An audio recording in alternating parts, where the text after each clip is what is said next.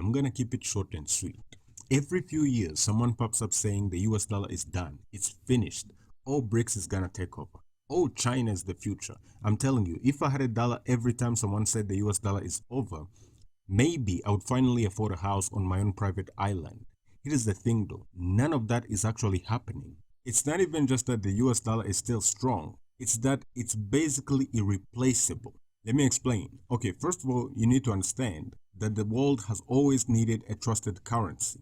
For as long as people have been trading stuff across borders, there's always been that one currency that stands out from the rest. The one that is just simpler. Everyone agrees to use it out of necessity because it makes doing business easy. It was always available, reliable, consistently held its value, and was trusted for transactions. I could give you some examples here. Florence's florin and Venice's ducat were currencies in the 13th century in the Holy Roman Empire. It was very common across Europe, simply because it was available and people trusted the institutions behind them. Some others throughout the years are Spanish real in the 1400s, pound sterling in the 1700s and 1800s, and then the one and only, the legend, the champion, the big boss, the American dollar. So the US dollar became the global reserve right at the end of World War II. It all started with something called the Bretton Woods Agreement back in 1944.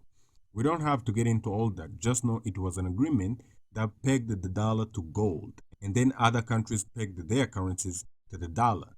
And the dollar dominance was born. The king was born. At that point, the US was pretty much the only major economy left standing after the war, and they took advantage of that. This was a good deal for America until this guy had the shit in it. And that brings us to today. There are 180 currencies in the world. That's according to the UN. But anyway, that's too many. That's way too many. What you have to understand is that if you want to buy something from another country, you have to get their currency. And you can only get their currency if anyone in their country wants to buy something from your country.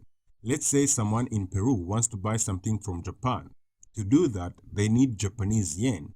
The easiest way to get Japanese yen is if someone in Japan wants to buy something from Peru, because then they would need soles, as in Peruvian soles. The problem is Peru barely exports anything to Japan. So chances are you're not going to find a Japanese just looking to trade for soles, Peruvian soles.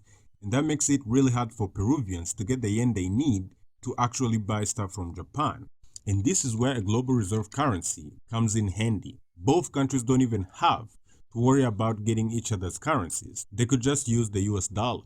You see, there are around $20-something billion in trade between US and Peru, which means there are American businesses trading dollars for soles, Peruvian soles, to buy their exports, meaning a Peruvian business just earned US dollars. And on the other side, Japan and the US trade something over $300 billion each year, meaning again American businesses are trading their hard-earned US dollars to Japanese yen to be able to buy Japanese exports. Vice versa, if a Japanese want to buy American exports, they have to acquire American dollars. So what you have now is both Peruvians and Japanese have sweet valuable US dollars. So even though Japanese people barely ever buy anything from Peru, no problem, because now Peruvians who wants to buy Japanese product, all they have to do is convert their newly acquired dollars to Japanese yen.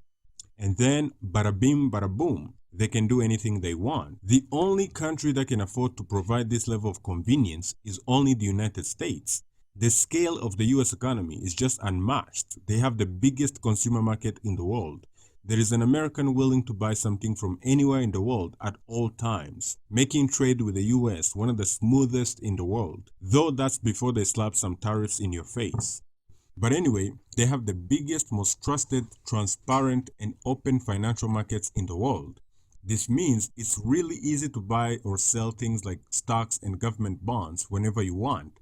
There's always someone ready to buy or sell any type of assets in the US. They are easy to get in and out, which is exactly what big investors across the world are looking for, further making the US dollar always in demand. You have to remember, trust is everything. One of the biggest reasons the US dollar is so dominant is trust. People around the world trust the United States, not just because it's a big economy, but because of its political stability. I mean, come on, there is no way anyone actually thinks that the US government is not one of the most stable in the world. No matter what you see, my brother, that government has everything under control. Anyway, coming back to my point, its political stability, strong legal system, and its central bank, or the Fed, actually operates independently, despite few cases where some suspicious figures, might have tried to intervene in central bank businesses, but other than that, it's truly independent. That kind of stability is rare. As a matter of fact, when things go sideways anywhere in the world, whether a financial crisis, war, or any other type of chaos, investors always run to safety. And what is safety to an investor? You guessed it, the Benjamins, the American dollar. Same goes for US Treasury bonds. They are seen as one of the safest investments on the planet. Another thing that keeps demand of the US dollar massive is the petrodollar system. It's a historical agreement the US dollar had with some oil-rich countries to price most of their oil in US dollars. This forces most countries that buys or sells oil to always have some dollars on them, further making the dollar even stronger in global trade. Not everyone can just have a global reserve currency. The US dollar is backed by the biggest and most stable economy on the planet, with incredibly deep and liquid financial markets. By the way, liquidity is basically how fast you can turn something into cash without taking a hit, how fast you can sell an asset like a house or stocks without it losing its value, which means there's always money moving, and they offer free access to their financial markets. But it's not just economics, it's also about power. The US has an unmatched global presence, over 700 military bases around the world, and it also plays a central role in institutions like the UN and the IMF. That kind of reach builds confidence. Other countries hold dollars because they know the US has the strength and influence to protect and maintain stability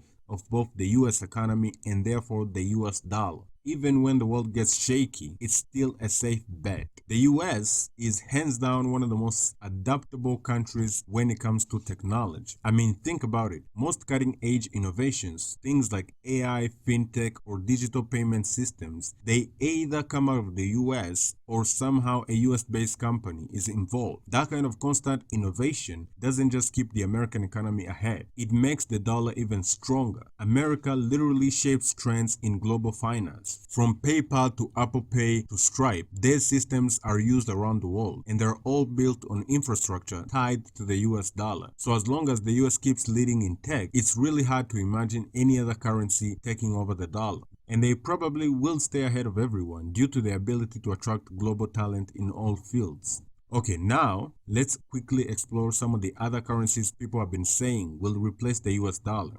Number 1, the Zimbabwean dollar. What the hell? Number 2, the Venezuelan bolivar. Oh my God! God have mercy upon us. Help! Help me! Okay, seriously though, the biggest threat is apparently BRICS and the fictional BRICS currency. How are you gonna get scared of a currency that doesn't even exist yet? First of all, these countries don't even get along, especially India and China. And the other members are very busy ruining their own countries. Actually, India and China are the 2 richest members and by far the most stable. But still, as a group, none of these folks could gain anyone's trust. Confidence in that currency will definitely be low. I'm pretty sure there will be some hype, some sort of hype when it launches. People love to try new things, and many people hate the US. God knows some of them have good reason, but it will not stick. This group is far from leading a true financial revolution. It's hard to build trust in a new currency when the members behind it can't even trust each other. Global finance runs on trust, stability, and some credibility. Some say the Chinese yuan will take over the US dollar on its own. Well, it's understandable to see why people would come to this conclusion due to China's massive economy, but I can still tell you it's not happening. The Chinese government keeps really tight control of its capital flows. You can't just move money in and out of the country. On the top of that, the Chinese legal and political system isn't exactly winning over foreign investors. There is a serious lack of transparency. I mean, for the yuan to truly compete with the dollar, China would have to open up its entire financial system and make it more transparent and more accessible. But doing that would mean giving up a lot of control. And the president or the government of China doesn't really like that. Others say the euro is going to beat the US dollar. Still a big no. Too many countries controlling one currency. Each member country issue its own debt. I mean, it's very messy. That is not happening. Till this day, most of global trade is done with US dollars. BRICS still trade in dollars more than any other currency. Here is the question though. Is it okay that the United States has this much power over everyone's money? Well, because someone is always going to have that power. So would you rather the US? Tell me in the comments.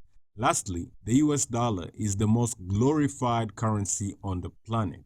There is no other currency in the world as popular in people's eyes. I could ask you right now, who's the man on the Russian ruble? You definitely wouldn't know that. If I asked you who's the man on the Chinese yuan, you probably wouldn't know that. But everyone can name at least one person on the US dollar. And then there's the dollar sign. Everyone knows the dollar sign. It's literally everywhere in movies, music, media in general. To a point, it's seen as a symbol of money as a whole. And of course, it's inevitable. The combination of a big economy and a big entertainment industry will result to everything about that country becoming popular, including the currency. But I don't know how much of that make people want to hold the US dollar. But I felt it's fair to mention it must have some psychological impact somehow. But there is one thing I didn't tell you that can end the US dollar to a point of no recovery. And that thing is the American people themselves. Yep, of course they have the power to fuck it up. Other than that, replacing a global reserve currency effectively is a decades-long process. It's simply gonna take too long.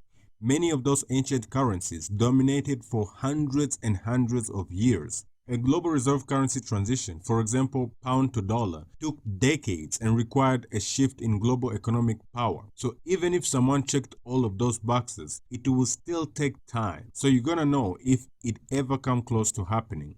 Thanks for watching. Please subscribe. I'm still new here. Goodbye.